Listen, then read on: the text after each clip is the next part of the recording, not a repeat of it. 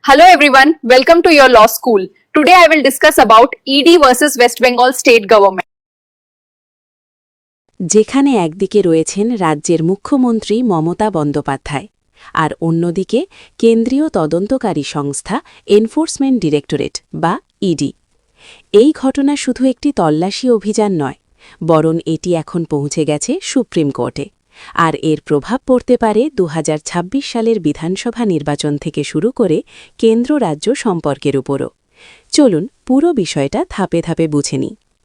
গত সপ্তাহে ইডি কলকাতায় অবস্থিত আইপ্যাক অফিসে একটি তল্লাশি অভিযান চালায়। আইপ্যাক একটি রাজনৈতিক পরামর্শদাতা সংস্থা, যারা দীর্ঘদিন ধরে তৃণমূল কংগ্রেসের সঙ্গে কাজ করে আসছে, বিশেষ করে নির্বাচনী কৌশল ও প্রচার পরিকল্পনায়। ইডির এই হানাই গোটা ঘটনার সূত্রপাত। ইডির অভিযোগ অনুযায়ী যখন আইপ্যাক অফিসে তল্লাশি চলছিল, তখন মুখ্যমন্ত্রী মমতা বন্দ্যোপাধ্যায় স্বয়ং সেখানে উপস্থিত হন। শুধু তাই নয়, তার সঙ্গে ছিলেন রাজ্যের শীর্ষ পুলিশ আধিকারিক ও কিছু গুরুত্বপূর্ণ সরকারি সচিব। ইডি দাবি করেছে, মুখ্যমন্ত্রী ও তার সঙ্গে থাকা প্রশাসনিক কর্তারা তদন্তকারী অফিসারদের কাজে বাধা দিয়েছেন। তদন্তকারী আধিকারিকদের ভয় দেখানো হয়েছে।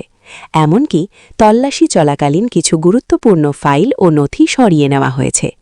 এই অভিযোগ অত্যন্ত গুরুত্বপূর্ণ, কারণ কোনো তদন্তকারী সংস্থার কাজে হস্তক্ষেপ করা আইনত অপরাধ। এই ঘটনার পর ইডি সরাসরি সুপ্রিম কোর্টের দ্বারস্থ হয়েছে। ইডি আদালতে যে দাবিগুলি তুলেছে সেগুলি হল, তদন্তে সরাসরি হস্তক্ষেপ করা হয়েছে, গুরুত্বপূর্ণ প্রমাণ নষ্ট বা লোপাট হওয়ার আশঙ্কা রয়েছে, রাজ্য পুলিশের অধীনে নিরপেক্ষ তদন্ত সম্ভব নয়।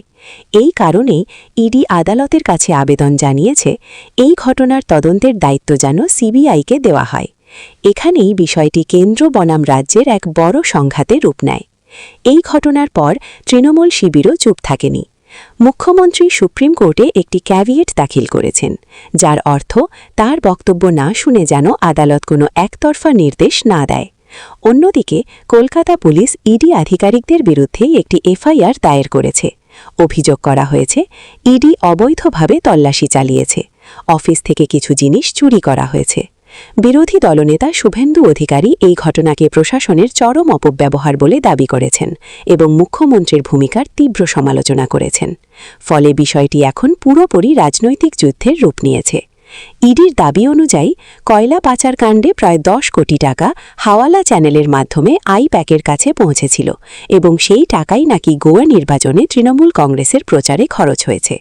তবে তৃণমূল কংগ্রেস ও আইপ্যাক দুপক্ষই এই অভিযোগ সম্পূর্ণ অস্বীকার করেছে এবং একে রাজনৈতিক প্রতিহিংসা বলে দাবি করেছে। সব মিলিয়ে বলা যায়, আইপ্যাক ইস্যু এখন আর শুধু একটি তদন্তের বিষয় নয়। 2026 সালের বিধানসভা নির্বাচনের আগে এই আইনি লড়াই এক বড় রাজনৈতিক যুদ্ধের রূপ নিচ্ছে। সুপ্রিম কোর্ট এই বিষয়ে কি রায় দেয়, তদন্ত সিবিআই পায় কিনা, ইডির অভিযোগ কতটা গ্রাহ্য হয়, রাজ্য সরকারের ভূমিকা কিভাবে বিচার হয়, তার উপরেই নির্ভর করবে কেন্দ্র রাজ্যের সম্পর্কের ভবিষ্যৎ এবং বাংলার রাজনীতির দিকনির্দেশ। আপনার কি মনে হয়, এটি কি সত্যিই আইনের লড়াই নাকি রাজনৈতিক প্রতিহিংসা? Thank you for watching. See you in the next video.